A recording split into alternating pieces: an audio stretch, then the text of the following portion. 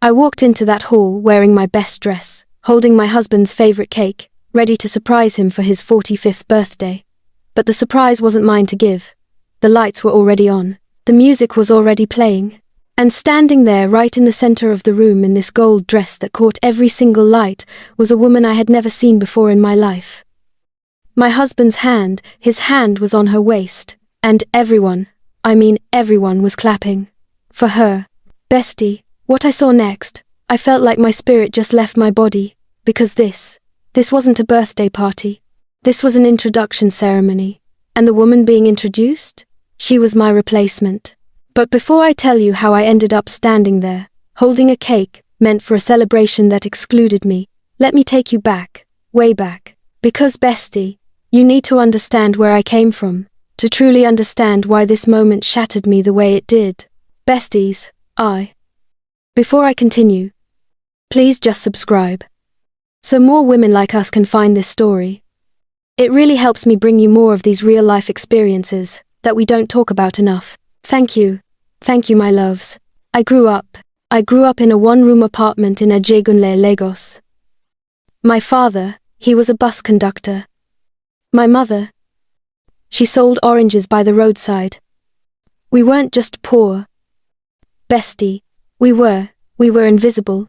The kind of poor where you wear the same uniform all week because it's the only one you have. The kind where you tell your friends you're fasting but really, there's just no food at home. I remember this one time. I must have been about 12 years old. My school was having a parents' day. All the other kids, their parents came dressed up. My mother, she came straight from the market. Her wrapper was faded, her slippers were torn, and I remember standing there, watching the other kids whisper and point. I remember feeling ashamed. And then I remember feeling ashamed of feeling ashamed, because my mother, she was doing her best. That day, I learned something, bestie.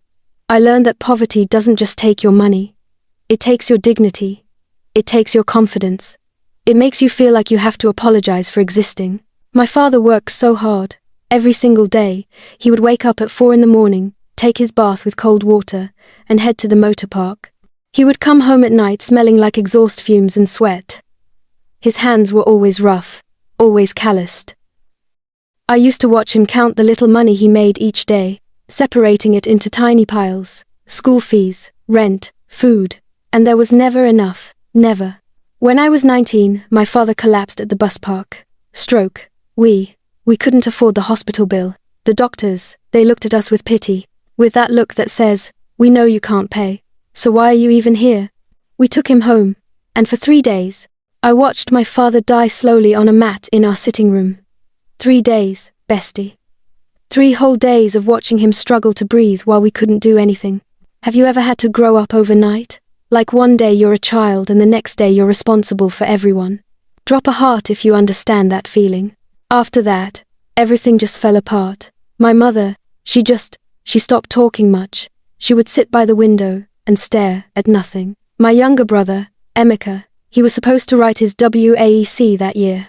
He dropped out, started following bad friends. And me? I became the one everyone looked to. At 19, I became the backbone of a family that was already broken. I took every job I could find. Hairdresser's assistant. I would sweep hair from morning till night. My back would ache. My feet would swell. But I couldn't stop.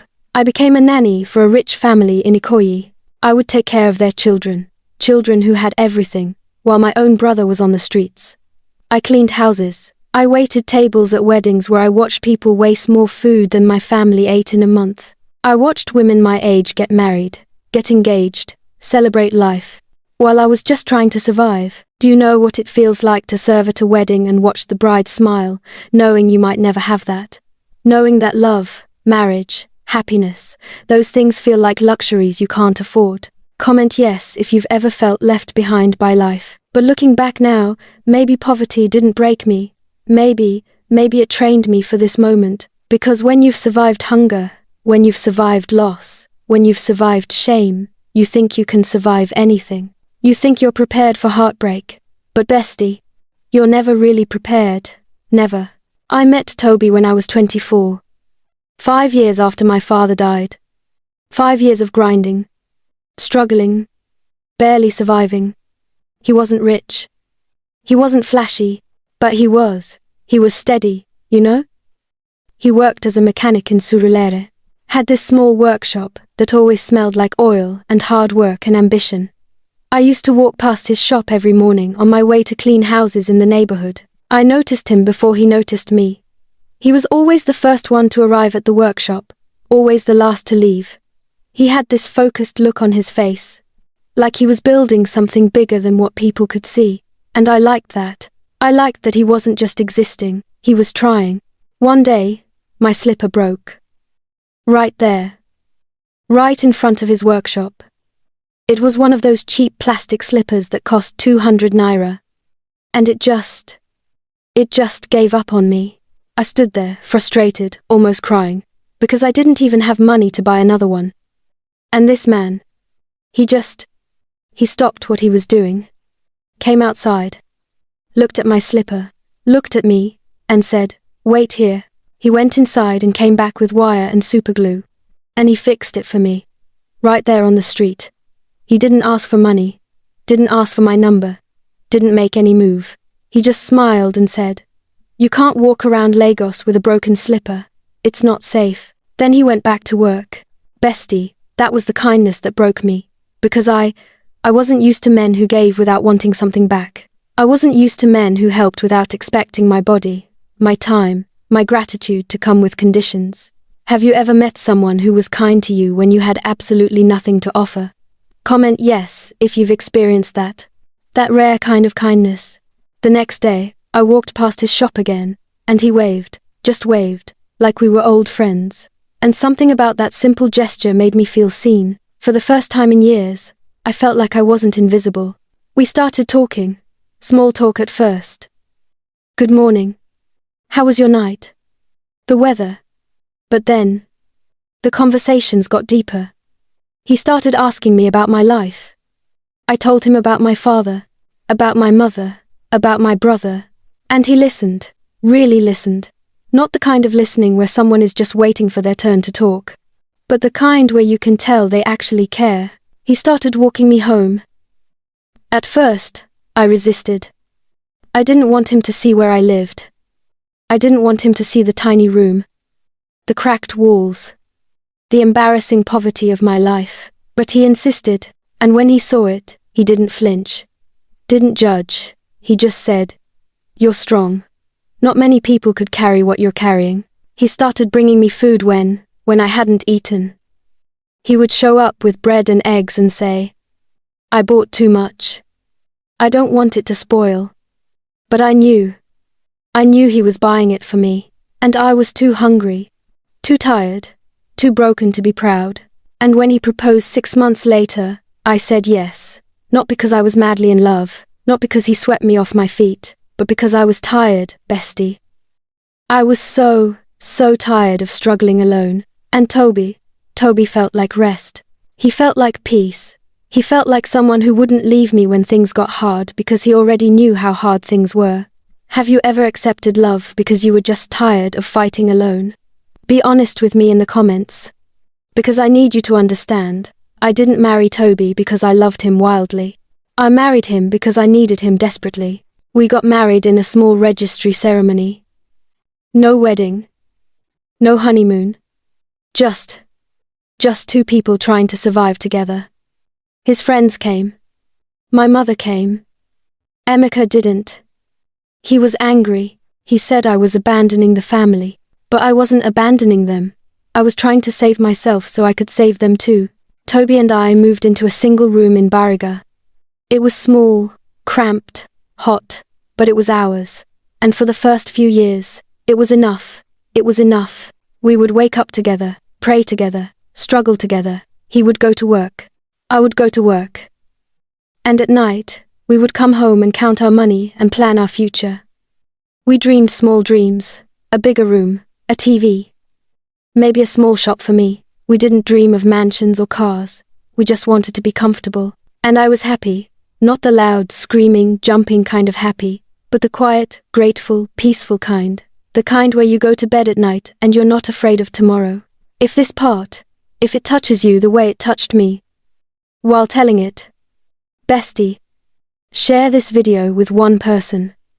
Just one person who needs strength today. And if you haven't subscribed yet, please do. It helps the channel grow and it helps more women find their voice. For 3 years, life was predictable. Hard, but predictable. I started selling small things, provisions, toiletries, from a table in front of our house. We were building, slowly, painfully, but we were building. Then everything changed. Everything changed when Toby got his big break. A politician's son, he crashed his G-Wagon. And somehow, the job ended up at Toby's workshop. I remember the day Toby came home and told me. He was shaking with excitement and fear. He said, "This is it. This is the breakthrough we've been praying for." He fixed the car. And he didn't just fix it, he transformed it. He worked on that car like his life depended on it, because it did. The boy was impressed, told his father, and the father, he started sending all his cars to Toby, then his friends, then their friends. And just like that, Toby started getting contracts from rich people, big contracts, the kind that came with big money.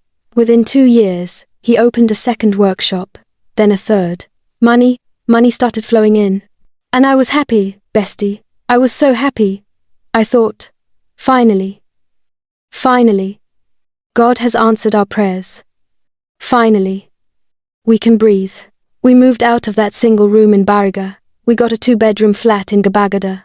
Toby bought a car, a Camry. Not new, but it was ours. He bought me a generator so I wouldn't have to suffer in the heat.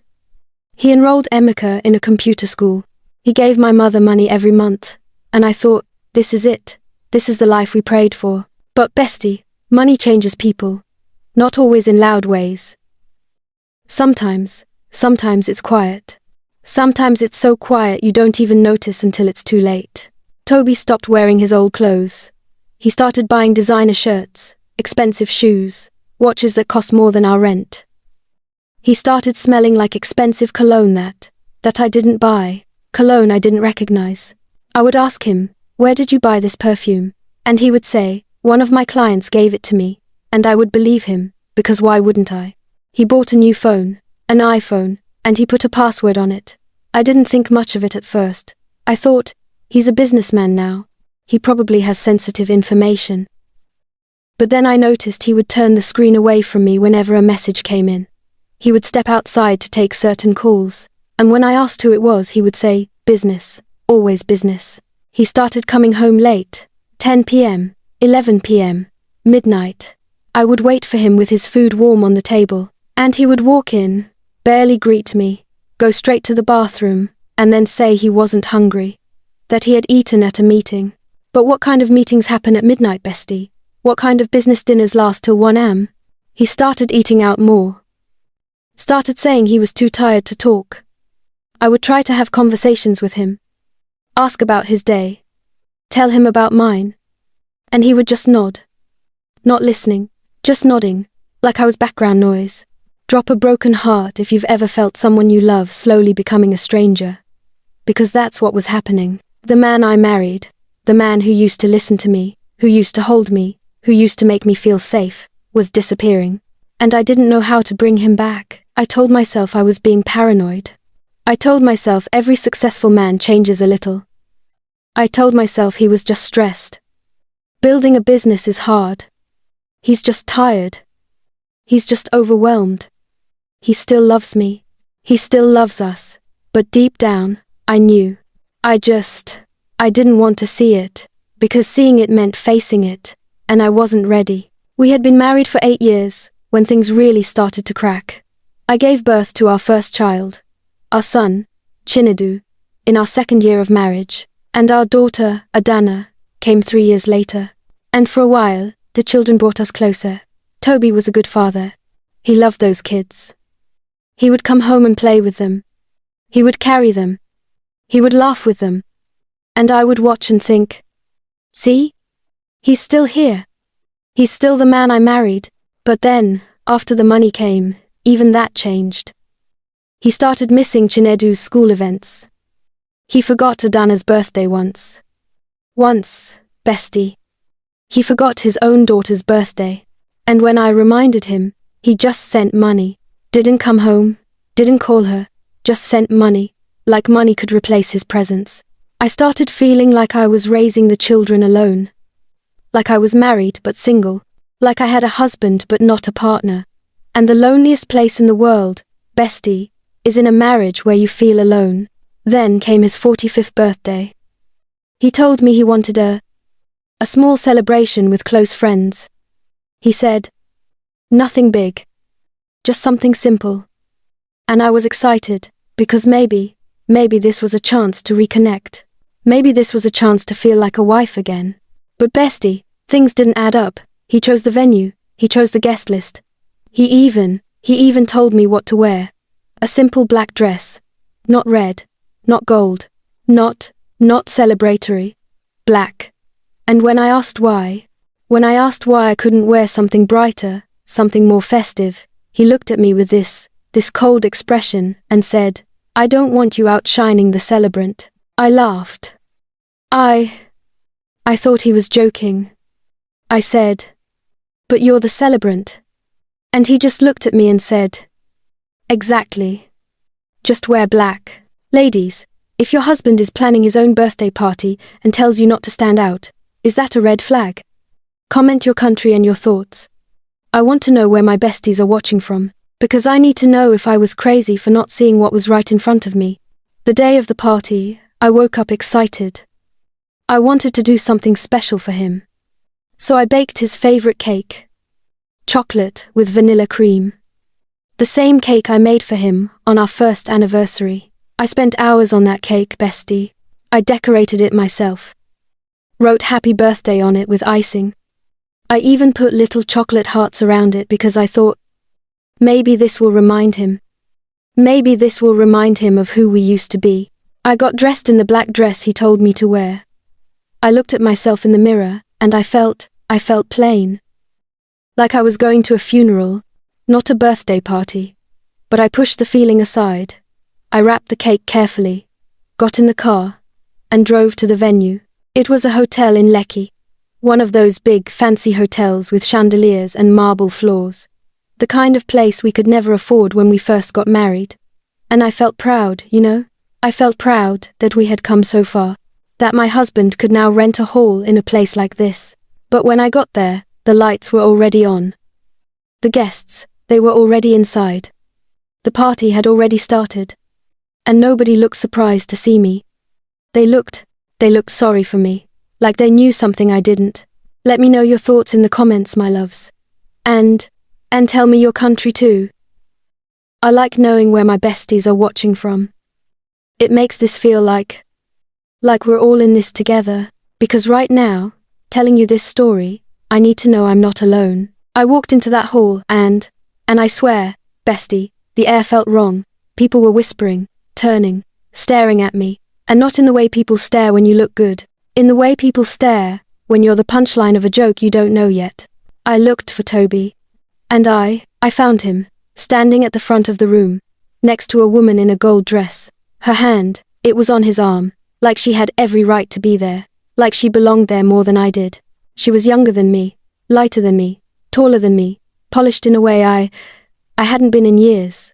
Her makeup was flawless, her hair was laid, her dress, it must have cost more than my entire wardrobe.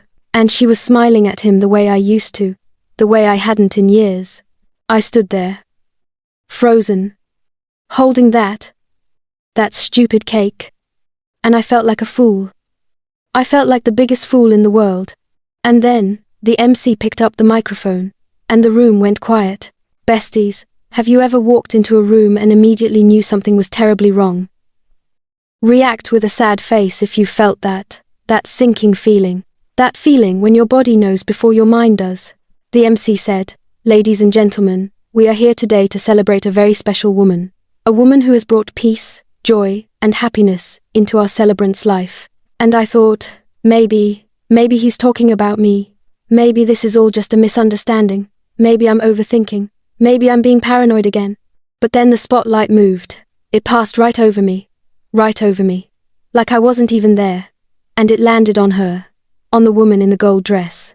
And she smiled and waved like a beauty queen. and people clapped. They clapped and cheered, and some even stood up. Bestie, that was the moment I realized. The party, it wasn't for him, it was for her. This whole thing, this whole celebration, was about her.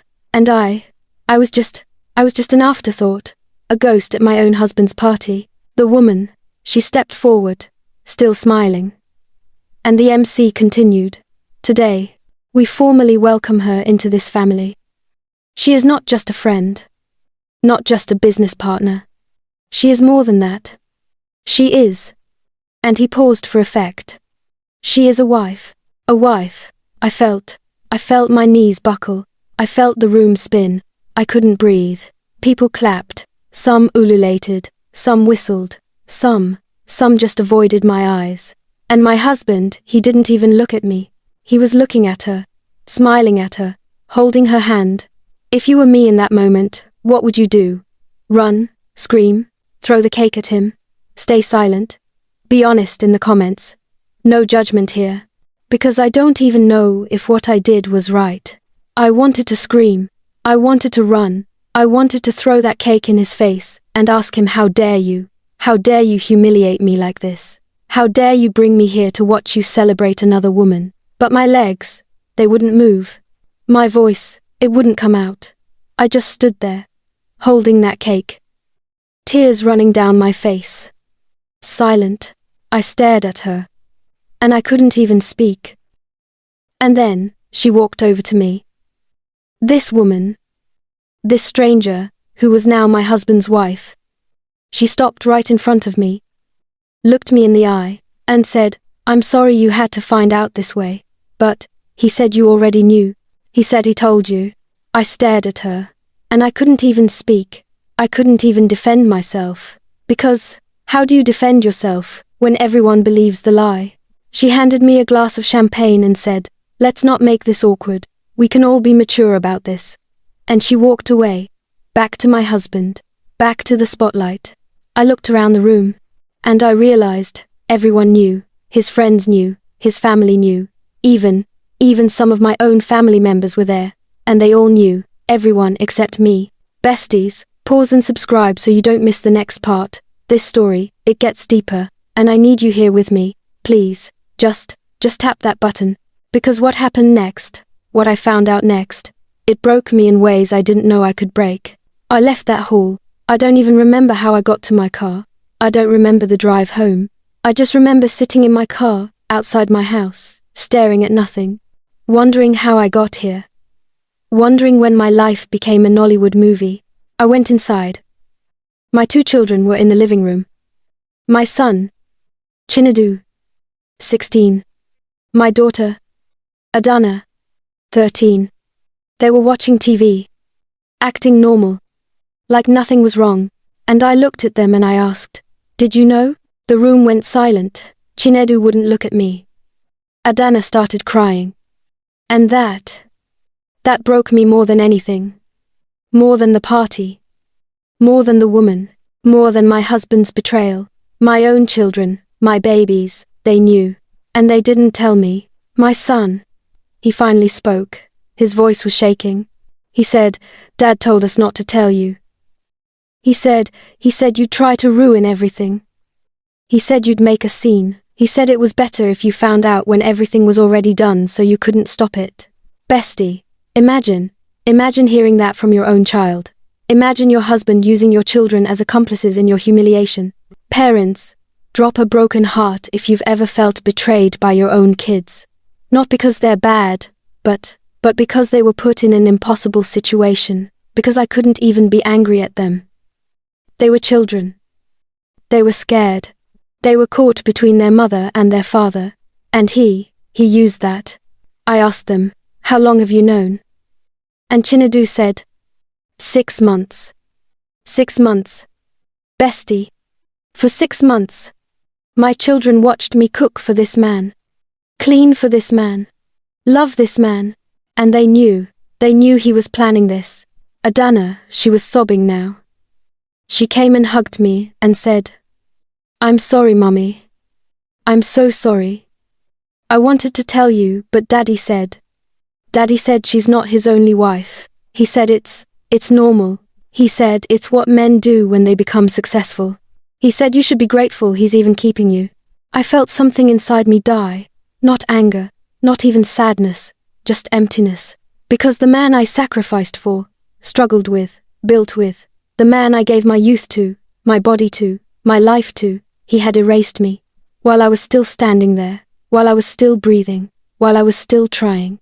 And the worst part, bestie, the worst part is that he made it seem normal. He made it seem like I was the problem for not accepting it, like I was the bad guy for expecting loyalty. I didn't sleep that night. I just sat on my bed, staring at the wall, replaying everything. Every sign I ignored. Every red flag I explained away. Every time I told myself I was being paranoid. And I realized I wasn't paranoid. I was right all along. The next morning, there was a knock on my door. It was her, the other woman. She was dressed casually now. No gold dress, no makeup, just a woman standing at my door like she had every right to be there. She said, "Can we talk?" And I wanted to say no. I wanted to slam the door in her face. But I didn't. Because I needed answers. I needed to understand. She came in, sat on my couch, and she said, "I know you hate me, and I don't blame you. But I want you to know, I didn't do this to hurt you. I did this for me. Toby and we've been together for 2 years, and he loves me, he chose me, and I'm not going anywhere. 2 years, bestie, while I was cooking his food, while I was raising his children, while I was praying for him, while I was defending him to my friends who said he was changing, he was building a whole life with someone else. I asked her, "Why are you here? Why did you come to my house?" And she said, "Because I respect you. You were his first. You gave him children. You suffered with him. And I want us to have peace. I don't want this to be a war. We can all coexist. Coexist. Like I'm a piece of furniture. Like my feelings don't matter. Like my heart isn't shattered into a million pieces." And then she handed me an envelope. She said, "He wanted me to give you this. Open it when I leave." She stood up, smiled at me, a sad smile, and said, "I hope you find peace." And she left. I sat there holding that envelope for what felt like hours. I was afraid to open it, afraid of what it would say, afraid of what it would mean. Finally, I opened it. Inside, there was a document. The third car workshop. The one I thought was ours. The one we built together. Was in my name. Solely in my name. There was a note attached. In Toby's handwriting. It said, "I know this hurts. But I'm not leaving you with nothing.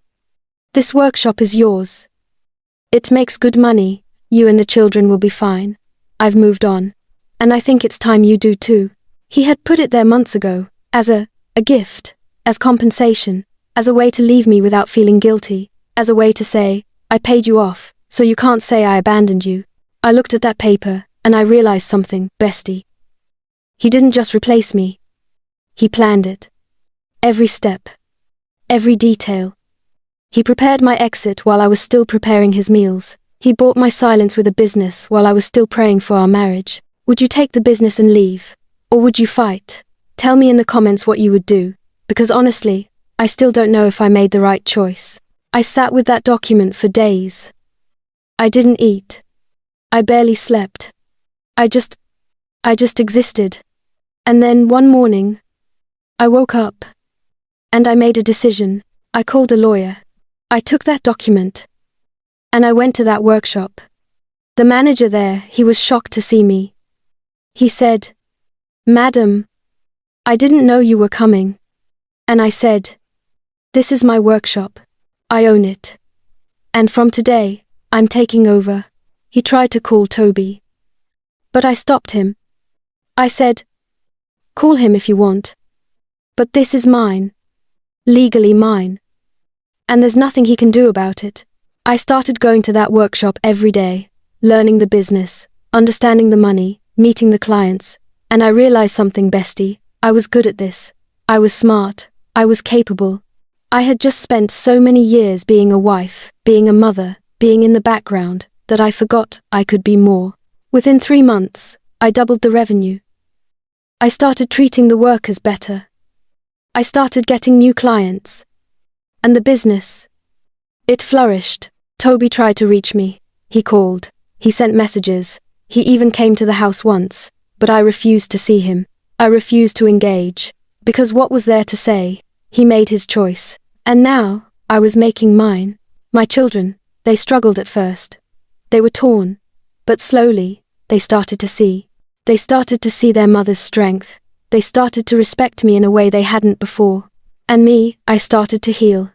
Not quickly, not easily, but slowly. I started to feel like myself again. I started to remember who I was before Toby, before marriage, before I became someone's wife and someone's mother. I remembered the girl who survived at Jegunle, the girl who buried her father and still kept going, the girl who worked 3 jobs and didn't complain. That girl, she was still in me. She had just been quiet for too long. So I took that envelope. I took that business. I took my dignity, and I walked away. But that, besties, that's a story for part 2. Because what happened after, how I rebuilt, how I learned to forgive, not him, but myself. How I learned to love again, not a man, but my life. That's the part that changed everything. Don't forget to subscribe, share this, and leave your thoughts for me. This channel, it's our little safe space. And your support, it helps me keep telling these stories. Stories that hurt, stories that heal, stories that remind us that we're stronger than we think. I'll see you in the next one, my loves. And remember, you're not alone, you were never alone.